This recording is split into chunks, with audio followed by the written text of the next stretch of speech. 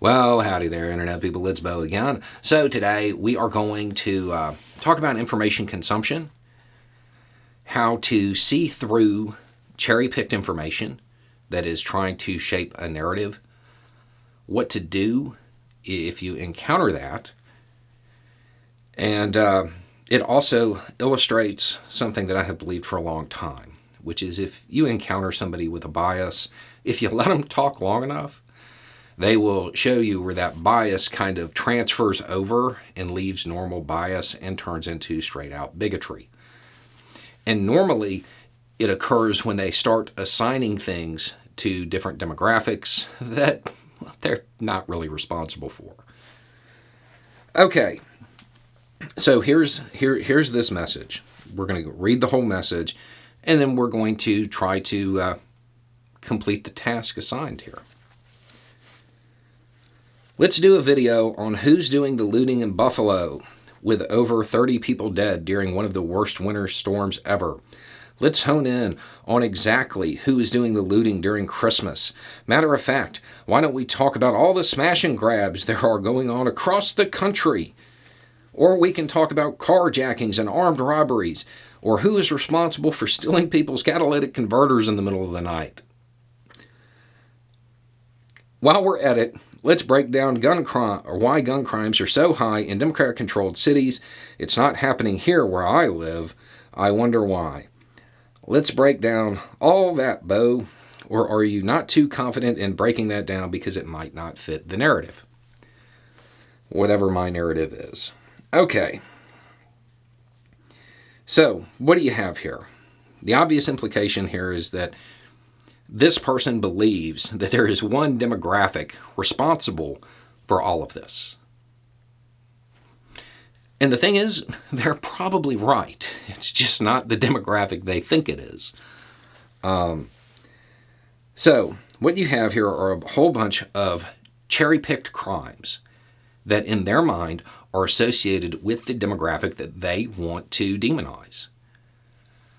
When you encounter this, the easy thing to do is kind of separate it out and find one where there is a parallel crime that is intentionally excluded because it doesn't fit the narrative they're trying to paint.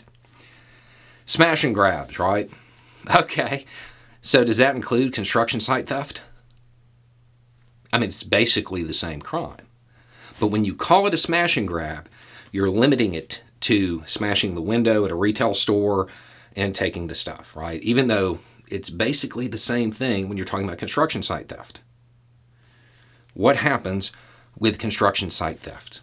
Some guy in a 2012 Dodge Avenger that's missing both of its side view mirrors, has bubbling tint, and a picture of Calvin on the back, rolls up to the gate, smashes, cuts the lock on the gate, right?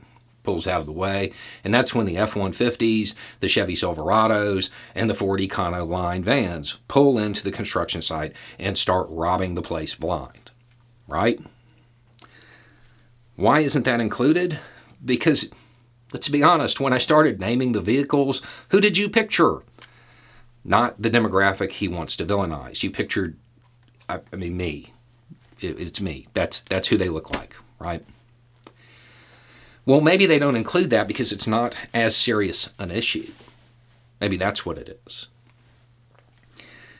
Okay, so the whole wave of coverage with the smash and grab stuff started because of a 2-week period in California. A very intense wave of it happened. And it was, well, we'll get to that in a minute. The timing of this occurring is interesting. But, so, 2 weeks in California, there were 11 incidents, and it was $330,000. That's how much merchandise was taken in those smash and grabs that prompted all of this coverage. So what we're going to do is we're going to say that it is that intense year-round. Every 2 weeks, it is that bad for an entire year. That's $8.5 million. And we're not just going to limit it to California. We're going to say it's nationwide that bad. which brings us up to around $429 million. Now, we're also using the inflated number. Those during that 2-week period, they were incredibly well organized, and they were hitting high-end stores. Each of the 11 incidents, averaged around $30,000 a hit. Now, if you were to Google and find out what the average take from a smash and grab is, it is $7,594.48. So that $429 million number should really be closer to $100 million if we're being even remotely accurate, even with that same intensity, if we're just being honest about the averages. But it doesn't matter. $429 million, we'll roll with that. Construction site theft, about $1 billion a year. Much more serious problem. But that doesn't get included because it can't be used to demonize the target demographic. It's cherry-picked information. But they made that other mistake. Transferred from bias to bigotry.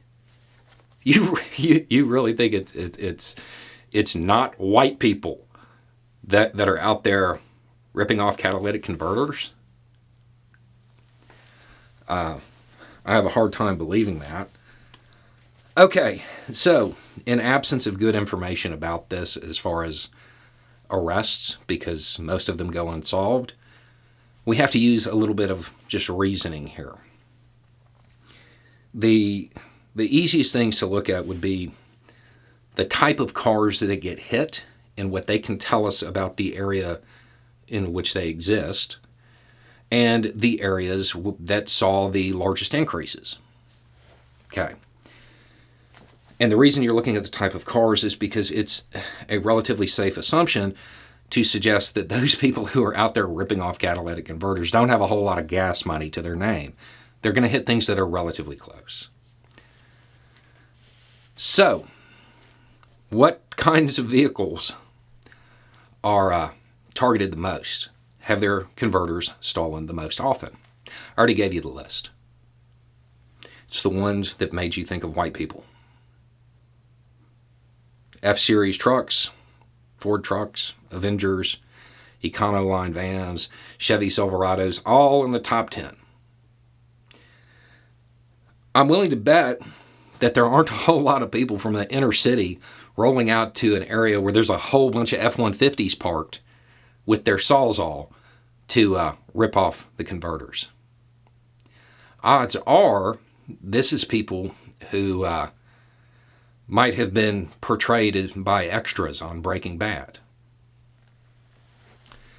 Now, what areas have the greatest increase? Washington, Oregon, and Texas. Washington in 2020 saw a 1,324% jump. And then in 2021 saw an additional 617%.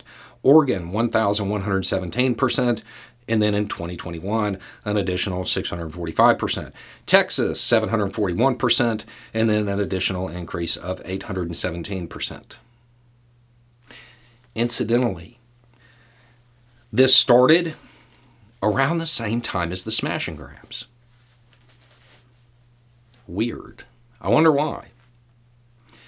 I mean, I don't think I need to say that when you picture Oregon, you probably don't picture a bunch of black people.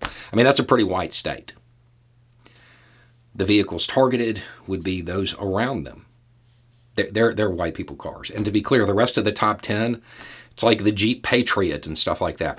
They are cars that are stereotypically associated with people that look like me. Trying to associate this crime with the demographic that's being targeted by this narrative is where it transfers from bias into bigotry, because it's just not accurate. So, what would be the demographic here? It's not going to be a race demographic. It's not going to be a racial demographic. My guess is what you're dealing with, if you look at the timing of when it started, you're dealing with a whole bunch of people who experienced the economic downturn at the beginning of the pandemic, who probably also already had a criminal record, who, when they got arrested the first time, they weren't rehabilitated, they were warehoused, they weren't given any educational opportunities so they could overcome that felony stamp that's going to haunt them for the rest of their life. So when the downturn happened, they went to crime. That's your demographic. That's who's responsible for pretty much everything you're talking about right now. It's not a racial demographic, as much as you might want it to be. Okay, now, let's break down why crimes are so high in Democrat-controlled cities. It's not happening where I live. I wonder why. Okay, sure. Obviously, this is somebody who lives in a rural area. Yeah, you're right. There's not a lot of murders that happen in rural areas. But man, there's a lot of people that go missing. It's just different. Don't claim moral supremacy on this one. Okay, here's the thing about the whole gun crime, Democrat-run cities, it's blue cities doing it. The places with the most gun problems are red states. They are red states. And it really doesn't matter what metric you're using for that. It's a red state. Now, what people who use this talking point have been conditioned to parrot by their betters is that, well, it's the blue cities and the red states that drag our numbers up. No, that doesn't even make sense. Do you think that in California, the major cities are red cities? No, they're blue cities too. So you have areas with blue cities and blue rural areas, and they have lower rates. So it's not a blue city problem. It's a red state problem. Additionally, where are gun laws made? They're not made at the city level. Maybe when you're talking about permitting and stuff like that. But generally, gun laws are made at the state level. And it's a red state problem. The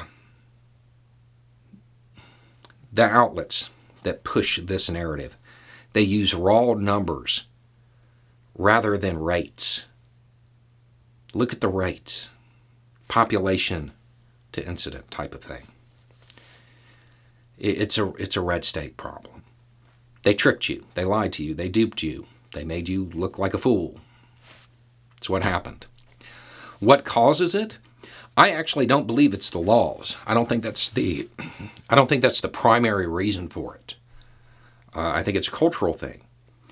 I think it's people who don't know how to process information, who are quick to get angry and want to blame somebody, like you did in this message, who also then have a gun on their hip when it happens, and they don't have time to think it through.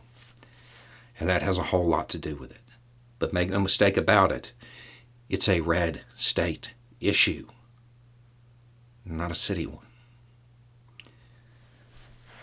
So, there you go. Quick attempt to break it down. You're going to encounter more and more talking points like this, because at this point, a lot of people in the conservative movement that are thought leaders, they've realized that following Trump and his culture war nonsense, it's not going to win them elections. So they're going to revert back to the thing that has always worked for them, getting middle-class white folk to kick down at people of other colors. So they're distracted, so those people above them can continue to fleece them and trick them and manipulate them. Stop kicking down. Punch up. Anyway, it's just a thought. Y'all have a good day.